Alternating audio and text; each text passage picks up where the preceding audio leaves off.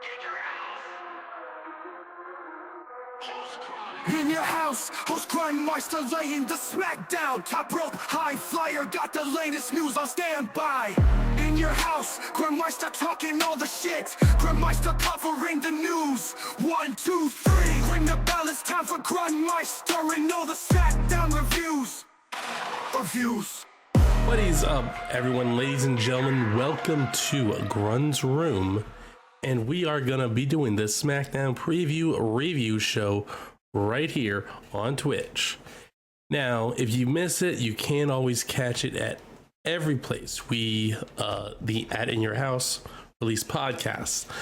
It's on Spotify, it's on Apple Podcasts. We even release it on YouTube sometimes. I am your host, obviously, Grunmeister, and we have had one hell of a week of wrestling. We've got SummerSlam was last Saturday. If you haven't seen it, Dave Meltzer, Ryan Alvarez, and other people are saying, there was a good story, there was a lot of great storytelling, but not a lot of great wrestling, as if the wrestling was bad or not up to their standards. But I mean, I thought the wrestling was really good for the most part. Yeah, some matches didn't really do it for me. Some matches didn't grab my interest as much as I would have wanted them to. But you know what?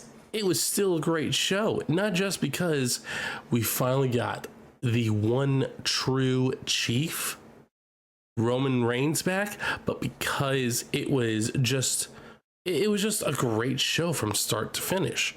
The SmackDown Women's Championship match was very good.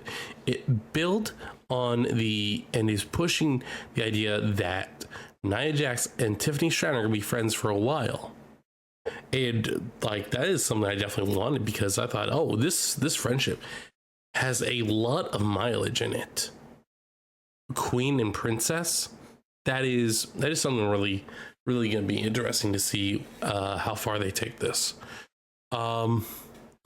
We've got, and SmackDown last week, Solo, he insulted our undisputed WWE champion Cody Rhodes, as if that Solo Sikoa, his time's more valuable than the champion, not just of SmackDown, but the champion of WWE. Ugh, Solo, my guy, you got you talking smack that you can't back up. Now, not only that, before we get into that, there was a story a while ago. I never really got a chance to talk about it. It's not wrestling related, it's video games related. You like video games? I do. I'll stream when I'm not doing In Your House stuff, and when I'm not doing Twitch stuff, I'm replaying through Elden Ring. I love it. I love Elden Ring. I love the Soulsborne games overall. I've played most of them. I absolutely hate Dark Souls 2. That is the bane of my existence. I've never beaten it and probably never will. But Elden Ring, about a month or so ago, someone actually sued, or is trying to sue, FromSoft, the creators of Elden Ring, Dark Souls, Demon Souls, and Bloodborne, sue them over the fact that Elden Ring is a difficult game. It's like, dude, I've played Dark Souls Remastered, I played Dark Souls 2, I played Dark Souls 3, I played Bloodborne, and I have not played Demon Souls, but the 5 out of 6 Souls games and Bloodborne and whatever I've played from FromSoft, made by FromSoft, I have struggled with, and I knew, because these games are notorious for being hard. So tell me that you've never even researched a game from FromSoft without telling me you've never researched a game by FromSoft hard. I'm gonna tell you this right now, as a guy who's bad at video games, Elden Ring is the easiest that I'm aware of.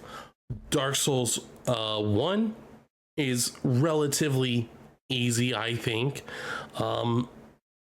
your first run through, like, yeah, it's definitely challenging.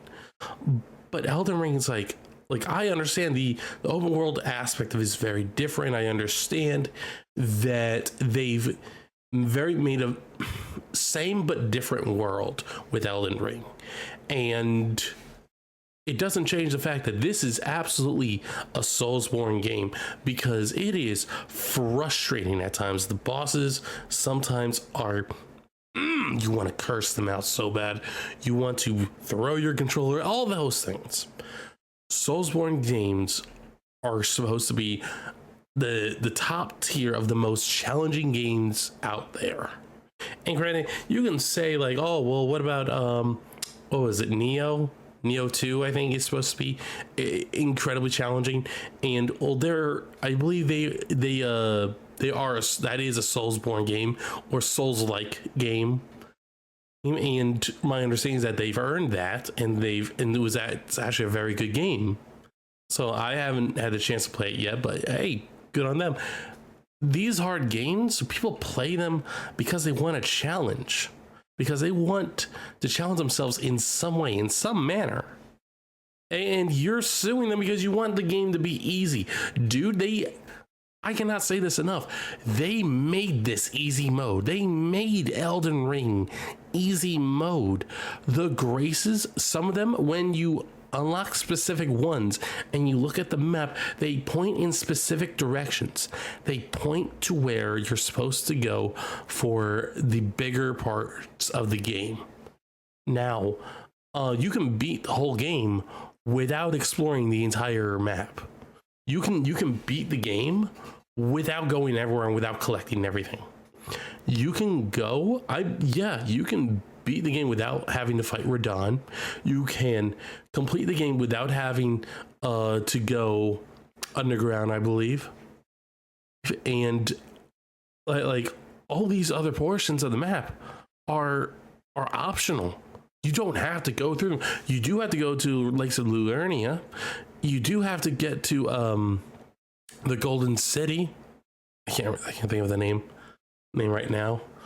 But it's like you can do all those things, but you're probably not going to be strong enough. Like, the point of this game is to introduce people to what FromSoft makes, because there are still people out there that clearly don't know what a FromSoft game is. It is challenging. It is headache inducing. It is it rips your heart out, because it is just these games are so devastating. And yet people love them. I love them. Maybe that makes me a masochist. I don't know. But speaking of masochism, pro wrestling, you probably do have to be a little bit of a masochist to be in this industry. And we're going to talk about SmackDown from last week. SmackDown from last week started off with Cody Rhodes opening up the show in Cleveland, Ohio, the host of SummerSlam 2024. And, of course, Solo Sikoa felt like he needed to come out. Solo Sikoa stood there silent for a few minutes while Cody is giving his promo, telling Solo that he's not ready, that he is not going to be able to beat Cody at SummerSlam. Solo at some point pulls out his hand, looks at his watch, says, "Are you done yet? I mean, seriously, are you done yet? Because you are wasting my time." I'm like, wait, your time. I'm sorry. I'm sorry. When did you prove that you can come out here and talk to the champion like that? Who gave you permission? Because it sure as hell wasn't Roman Reigns. And if you gave yourself that permission, that's really cute. That's like the baby brother giving himself permission to have dessert before dinner. And while his two older brothers just look at him like, "Bitch, what you doing?" Nah, nah, nah, nah, nah, nah. Nah. Solo, you crossed a line with that. You do not disrespect Cody Rhodes like that. And you learned that. You learned things very quickly. And you're going to learn probably by the end of the year that you do not mess with Cody Rhodes, but you also do not claim to be the tribal chief when you haven't earned it.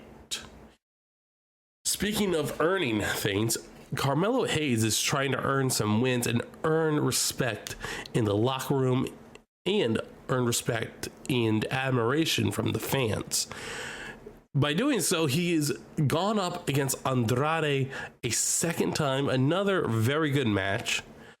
Andrade once again did pick up the win, but I mean, like, these are fun matches, and I mean, I don't think I'm ever gonna complain about like you get to see Andrade and Carmelo really display their athleticism and their in-ring ability. Was fantastic.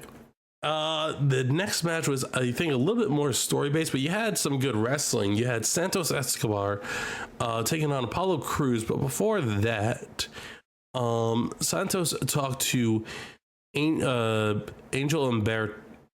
Yeah, Angel Umberto from before he made his way down to ring, talking about their loss in the tag team gauntlet match for the number one contender spot for the WWE Tag Team Championships.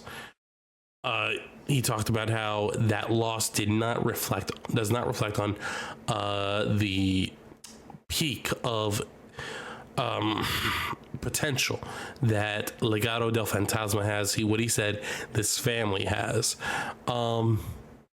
He came out, he and Apollo had a good match. However, Legado del Fantasma kept on trying to get involved, but Apollo Crews did not come out without backup. He did come out with Baron Corbin, his new tag team partner. Again, these guys, Apollo and Baron, like, they are actually working very well as a tag team. And like, I'm hoping that these guys do not just become the veteran fodder that I'm so terrified that they're going to become. They had Baron did everything he could to help keep Legado del Fantasma at bay. Unfortunately, it was not enough. Santos Escobar was able to hit his Phantom Driver, win, and Legado del Fantasma did give a beatdown of Corbin and Apollo after the match. So I guess this is gonna be a feud. It sounds like this is how they're gonna get Legado del Fantasma higher up on the card. I'm hoping that Baron and Apollo don't fall too far down the card, and like I said, I hope they're not becoming the fodder of SmackDown. That would suck so bad. LA Knight rolled up earlier in what I did not realize it was a Hummer, a prime decked out Hummer with some sort of a prime water gun in the bed of the Hummer truck. Like, what?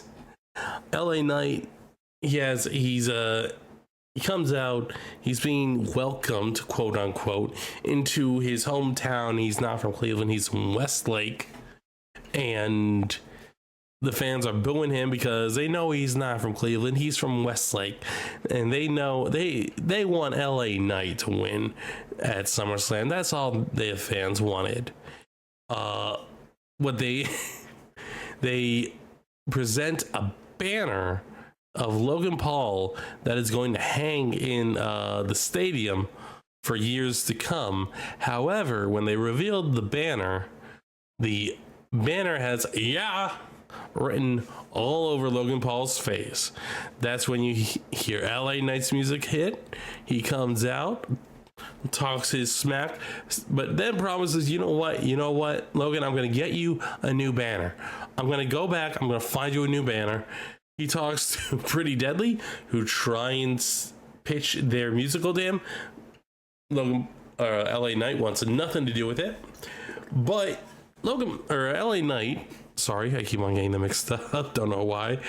LA Knight then spots something very ugly and says, "You know what? This is what I'm gonna do." He's going to steal Logan Paul's Hummer, his prime truck, and LA Knight like times it perfectly. He says Logan's probably gonna be running down here in about 3, 2, 1, and then if you're looking in the back, because it was a straight one, and I love this. I love how Triple H does the cinematography for his shows. Like it's just fantastic. It is so amazing.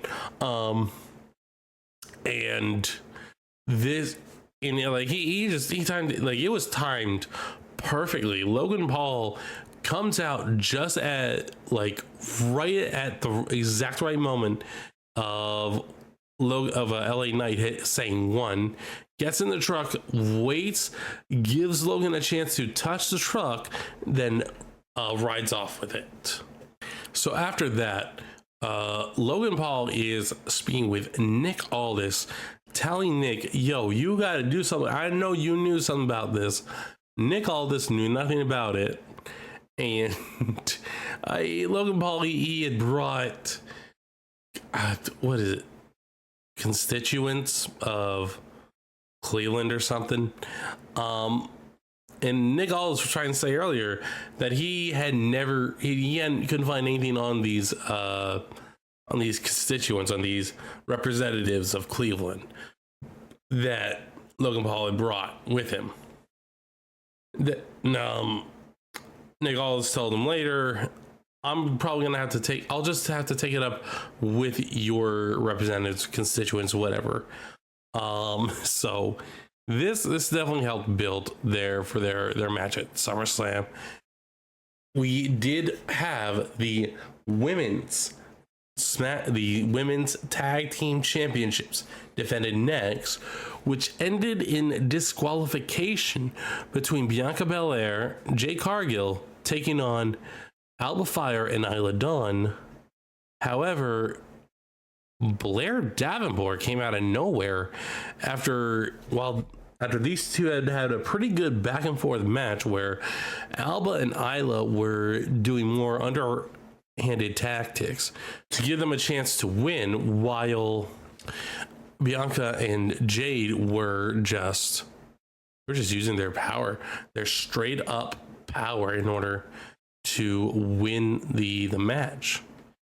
But yeah, like I have not seen anything yet that confirms, like, is Blair now teaming up with the Unholy Union, and are they now officially going to be called the Unholy Union?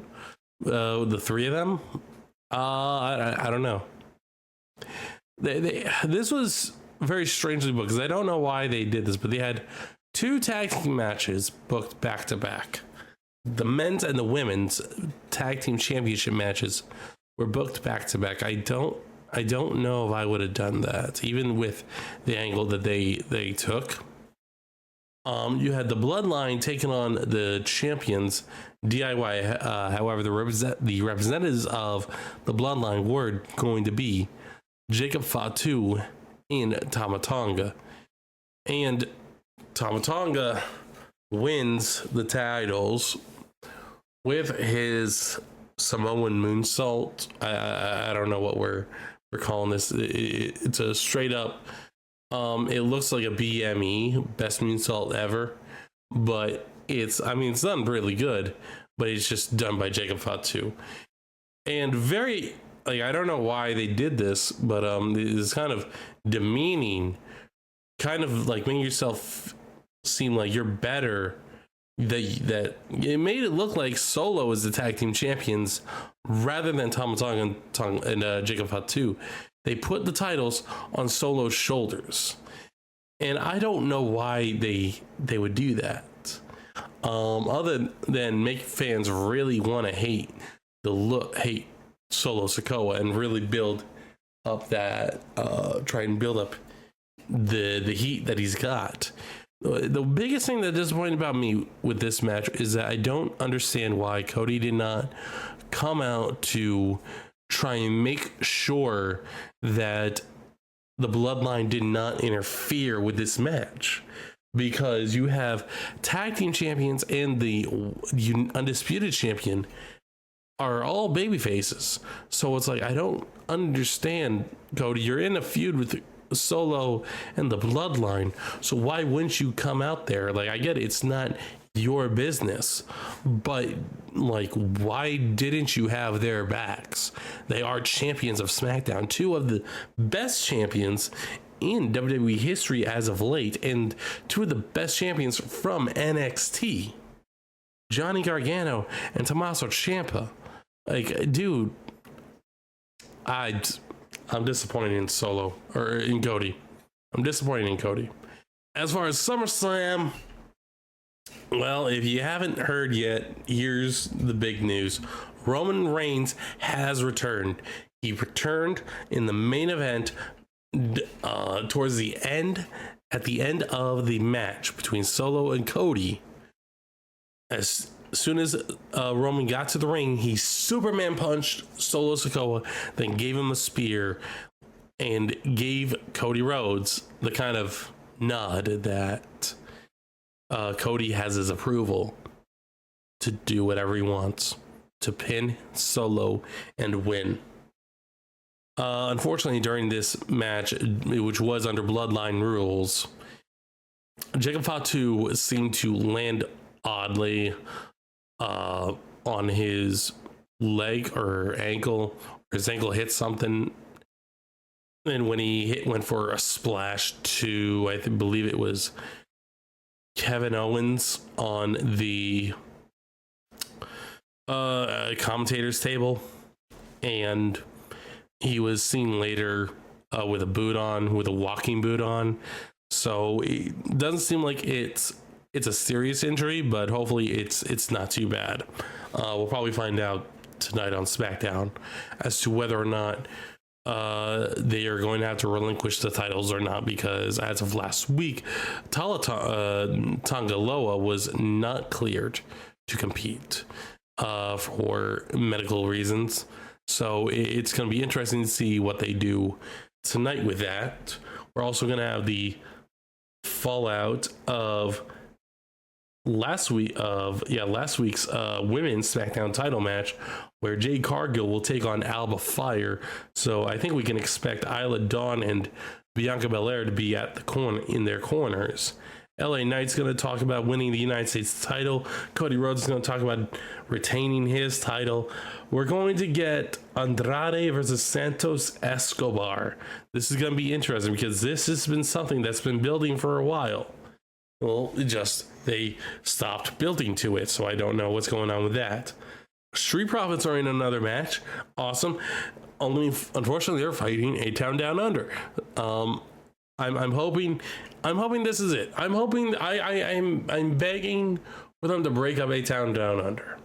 Okay, because like I don't know what you can do with these guys. They're just two douchebags that you put together that kind of get enough heel heat, but it kind of also don't. They kind of get more, I guess, go away heat. Like, I don't know anyone who wants to. If you want to see A-Town Down Under every week, like comment to us, join our Discord page, join, okay, because like, convince me why I should care about A-Town Down Under. I don't care about these two douchebags. I don't. Street Profits, on the other hand, I've been very I thought they were going to be tag team champions. I guess Street Profits are not going to be Street Profits anymore. I guess they're going to split them up, just like they're working towards splitting up. Spoiler alert if you haven't seen Raw yet, from this past Monday night. They teased on Raw Kofi Kingston and Xavier Woods breaking up after Kofi had asked Odyssey fucking Jones, the guy who's been on Raw for 2 years and has not done jack shit ever until this past Monday night. He finally did something. Like, oh my God. I thought you were going to release him. Like, fine, you haven't done anything with him in 2 years. You drafted him just because, what, you wanted a big, heavy-set black guy in the show? It's like, dude, why? Like, if you're gonna draft someone, do something with them, okay? It is frustrating seeing these people get drafted and then nothing is done with them. Like, what is the fucking point? I apologize. I went on a rant there. If you don't enjoy it, enjoy the rants. If you wouldn't, I understand. But back to tonight's SmackDown episode. Cody, like I said, we got Cody talking about his retention. What's up, Lou? Welcome to the stream. Welcome to the chat. I greatly appreciate it. If you guys ever find me on Twitch, or if I'm ever able to stream at multiple places elsewhere through In Your House, I'll definitely be there when I can. But you know, we're trying to make a lot of content here in a week. 7 days does not seem like seems like it might be a lot of time. It's not a lot of time to make as much content as we make. It is honestly insane how much content we make in just the span of a week. Happy Friday to you, Lou.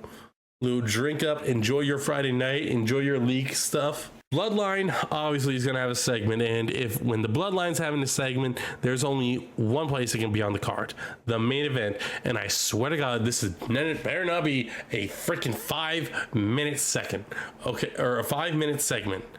I need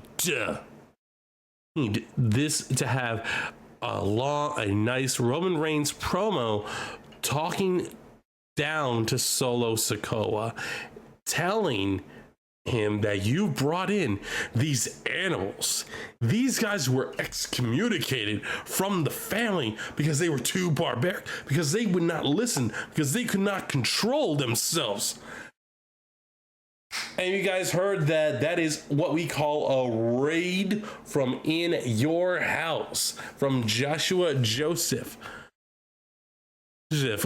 And Josh, it does not matter how many people you bring here. I don't care if you bring one. I don't care if you bring in 1,000. Just bring your family over here, and they are welcomed. Thank you guys for coming in. Thank you guys for joining. We are close to wrapping up the show.